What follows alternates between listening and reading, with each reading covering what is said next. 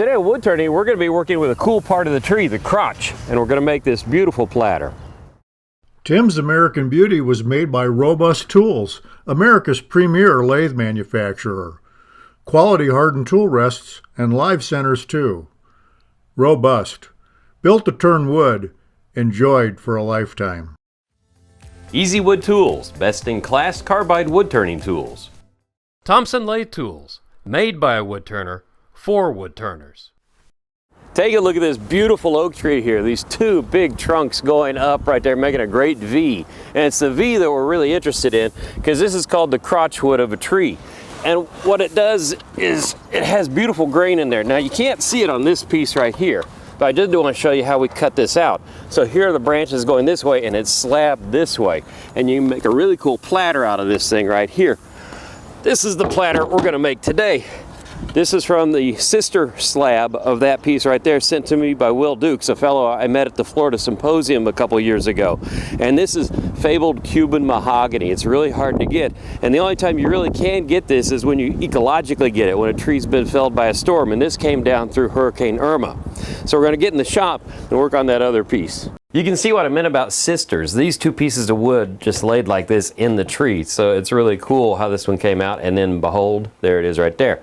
On this one, I'm going to probably draw a circle to where maybe I have a little bit of this live edge also, and this live edge. So I've got this really cool old-fashioned circle maker, and I'm just gonna kind of fish in where I want to be. I want to save as much of this as possible, so I'm going to come up to there, come up to there. Okay, so I'm going over here, so I'm going to preserve that there, that side. Come here, and I'll have a little overlap there. That's good. Because part of the reason is I want this to be as in balance as possible. The other one was out of balance quite a bit, and I had to do a little bit of fancy rigging to balance it to where I could get it to turn. So I'll come over here. Okay, so I just want to cut these edges off then, because I don't want all that on the lathe at one time, do I?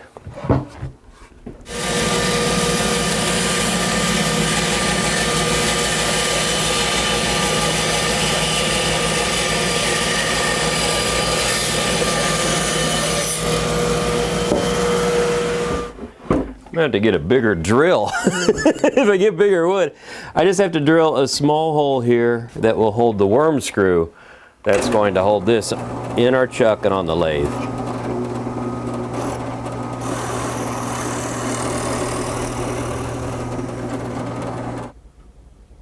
I am one lucky guy, at least at 2 RPMs per minute right now. This is pretty well in balance. I'm very, very happy with that. This is definitely a face shield is mandatory project because I see some cracks in this one that I did not have in the other one. So we don't know what might fall off or fly away on this, and this is a big piece of wood.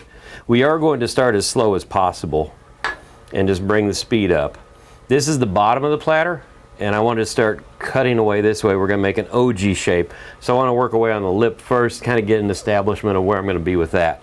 So bring this up and turn a bit. It sounds like we Darth Vader guy here. Oh, it's such a big piece of wood. That is plenty RPM. We might be 250 RPM right now. Since it's out around, just very gently come in and kiss the wood with the tool.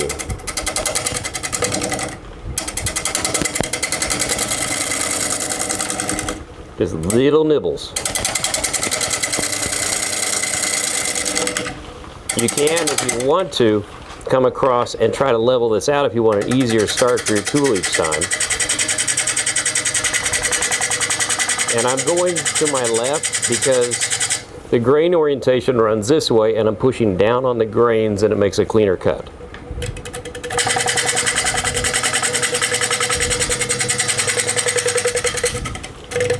You can see the bounce there, so I'll go back and get another cut going.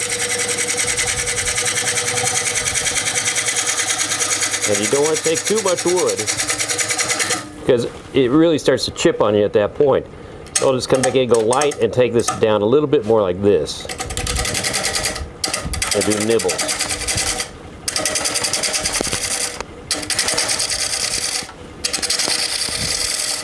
Okay, so it's a long process. I'm going to slowly work this down to where I have about a 1/2 inch lip on the platter, and then we'll start, you know, keep nibbling away. But I just want to start evolving the shape from the edge inward.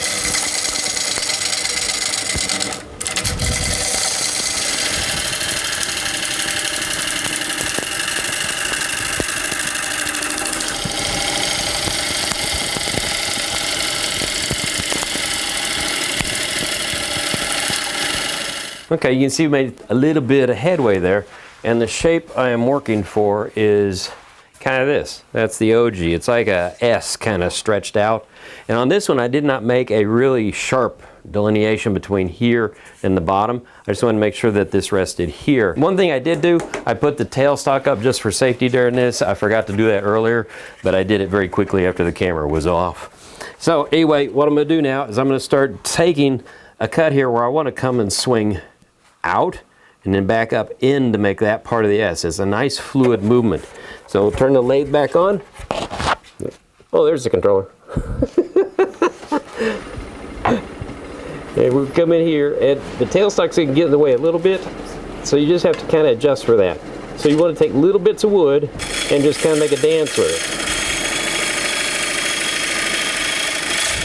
And your hand is flying out here. I mean, your handle's not touching anything yet, so it's going to be a little bit up to you just to have your balance right, not take too much wood. And so once you get the bevel rubbing, that's where you get your support. And then as I start to make the curve, I can bring the handle into my hip now, and now I've got control. And so I can start making this sweep out. Now it's going to fly out again. So it's just all doing this dance with your body to make that nice curve. And Don Derry once said, don't do the hero cut. The hero cut's where you think you have to go from here, here, all the way to here in one motion. Nah, if you don't have that fluidity, which I don't, you can work your way in little sections and then connect the sections and work your way on down. So let's chop away at some more wood.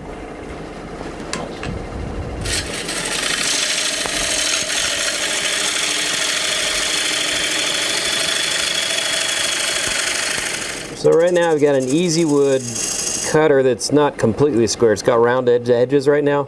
I really love this tool for coming in and making an intersection.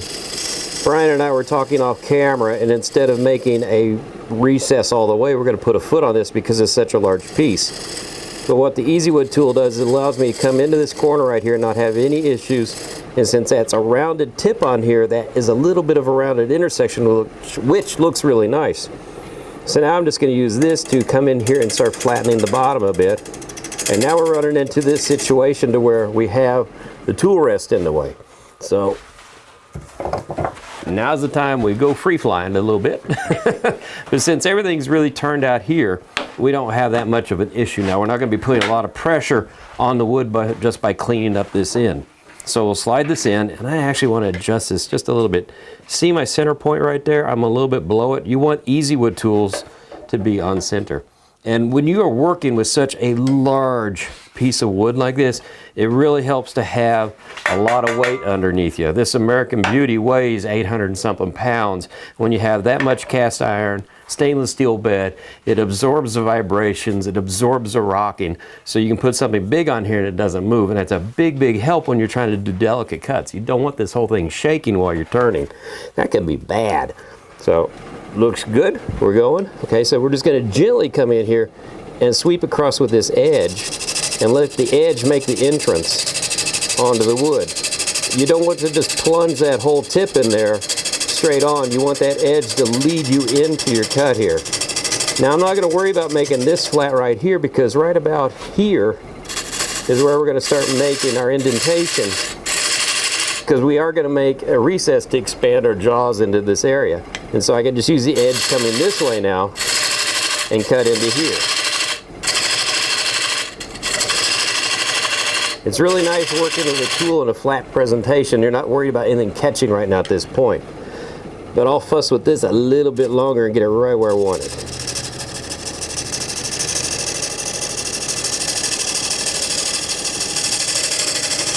Do you want me to just start turning and do it? Yeah, I'm Okay. rolling.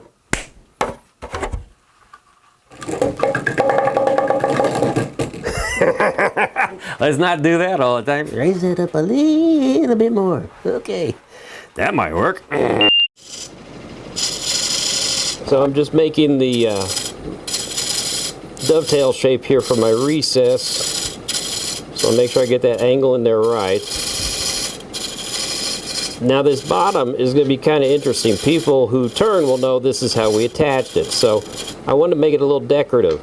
So I'm actually going in a little bit right here to make a little bit of a recess, like a little bead, but I want to come in here now. And I love this round tip because it makes a rounded bottom.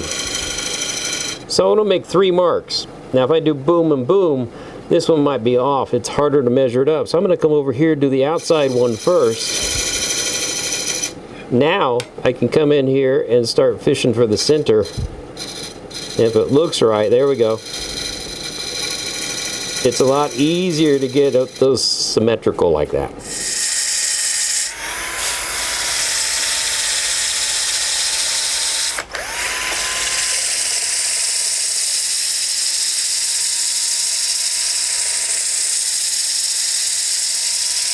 We are turned around, and this is how that's set in the tree. It's pretty cool, isn't it? We have to clean up this edge here, and clean up the edge is a little problematic or a little sketchy because your wood fibers are running out like this and you're pushing from either direction, so it wants to peel. Since we did the bottom already, I'm going to kind of work from the bottom up since it's already sanded and finished. That way if I tear any grain, it'll be on the top side, which I can then clean off. You got to be careful. Again, make sure nothing's hitting. Not that that ever happens.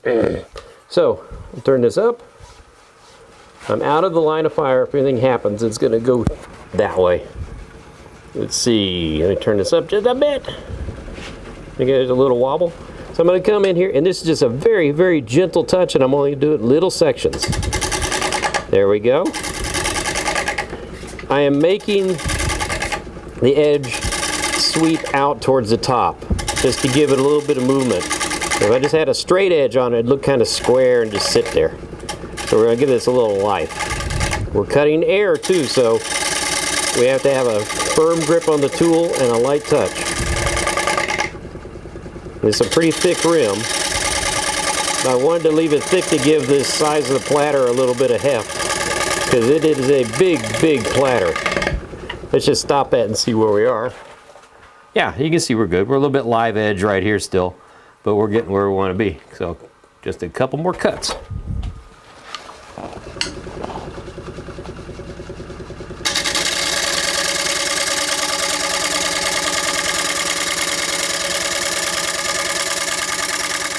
Okay, I've worked away on the lip here a bit, and I actually kind of curved it. I wanted some movement in it. I didn't want it flat across either. So we got the edge coming up like that, and then this sweeps down like this into this feature right here. This is going to be 2 beads. This is going to be the inside of the bowl. I want to have a lot of that to show off the figure of the crotch wood, but the 2 beads will add interest in there. So we'll start her up. Of course, I got my GoPro right in the way. We'll see if I can look around it or look through it one way or the other. Okay, so we're going to just roll this down. You want to sneak up on a bead. Let me put my tailstock up just a little bit more. There we go. So we're just going to kind of roll our body. This first bead is a little bit lower than the next bead. I want the second bead to be a little taller. So we're going to kind of try to establish both beads at the same time here. I'm going to come in here like so. That feels like a good entrance for that bead. It's got to clean the top off and do a little modification there. Let's make it a little shorter. I left my cheaters somewhere and I couldn't find them somewhere, and some goggles that have cheaters in them. Anyway, so let's establish the top, the bigger bead. It'll be a little bit easier now. So my biggest bead is right here. Okay, we're going to come in here and just slice and make that delineation. So now we know where it is. And we're going to kind of round into it. And in this, you got to come back to the other side and then bring it down a little bit. Little tiny cuts. And actually, nobody's ever going to know what you intended your beads to look like. So if you do have a design modification, have to change it, that's okay. It's the finished product that you're after. And right now, it feels too high, so I'm taking it down just a little bit. And I'm putting the tool flat on its edge, and that gives me that really clean intersection right there. So now all I have to do is blend this into it. Get a little top on there. Again, you don't have to do any hero cuts here. You just want to take whatever time it takes to get to where you want to be. This should be it. I don't want to compliment myself, but look at that. There it goes. There we go. That's pretty nice. Now I'm hogging out the bowl, and you want to stair step in about a ½ inch at a time. And what I'm doing is I'm deliberately leaving ridges. One, I don't need it to look pretty. But two, those ridges are really helpful because when I come back and make my next pass, the tool just sits in there like so, and I don't have any skating issues. Edges, apply light pressure and let the tool feed into the wood. As you get closer to the outer rim, it's going to feel like the wood's spinning faster. It's the same RPMs, but it's just more feet per second are coming around, so your cut is a little cleaner and a little quicker. And you can see already over here, I established my first cut right here. That's where, whoops, well, we'll modify that bead right here on the line. That didn't do anything. Okay, we're good. So anyway, that's where my end point is going in where the bead starts. Yeah, let's get back to doing this for a little while.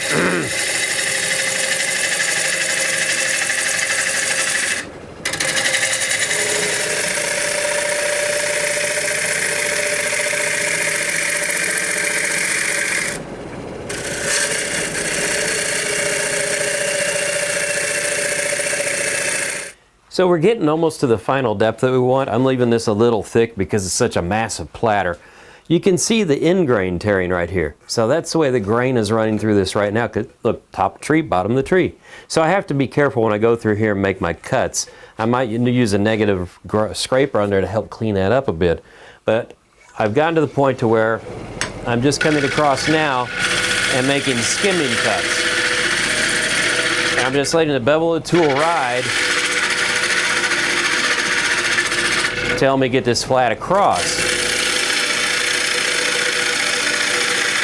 Now the bigger the cut you take, the better chance you have of tearing up grain. But I'm tearing the grain on top, not on bottom. So you can see that's nice and smooth right there. So this is working out good. It's not going to take but more than 2 or 3 more passes and we're going to have the bottom completed.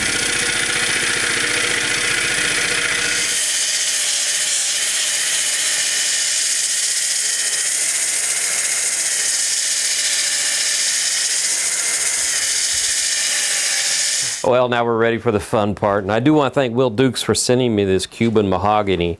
I've never had a chance to turn it before. It's really cool stuff.